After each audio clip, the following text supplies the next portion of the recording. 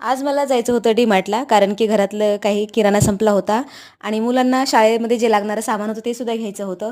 तर मग मी आणि माझी दोन्ही मुलं आम्ही दोघांना पण घेऊन गेले होते डी-मार्टला आणि बघू शकता किती छान असं निसर्गरम्य वातावरण झालेलं आहे पाऊस पडल्यामुळे. त्यानंतर आम्ही रिक्षाने डी-मार्टला गेलेलो आहेत आणि तिथं गेल्यानंतर बघू शकता किती गर्दी आहे कारण संडेला खूपच जास्त गर्दी असते. अक्षरशः पाय ठेवायला जागासुद्धा नसते. तर मी मुलांना यासाठी घेऊन गेले कारण की त्यांना जे हवं ते त्यांच्या मनावर घेतलं पाहिजे. नाहीतर मग ते म्हणतात की असंच घेतलं, तसंच घेतलं, परत जा चेंज कर. ते चेंज करायचं कुठं ना कोण करणार आहे म्हणून मग मी दोघांना पण घेऊन गेले.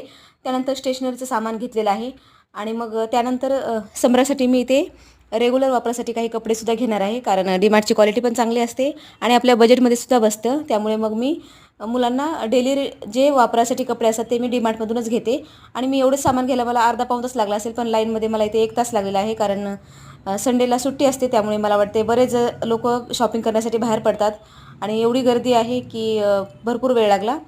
त्यानंतर याला इथं खायची आहे कोरियन मॅगी. त्याला सांगितलं मी साधी मॅगी घे, पण त्याला ती खायची नव्हती. त्यानंतर आम्ही इथे पाऊस पडत होता तरीसुद्धा आईस्क्रीम खाल्लेली आहे. कसा वाटला व्हिडिओ नक्की सांगा.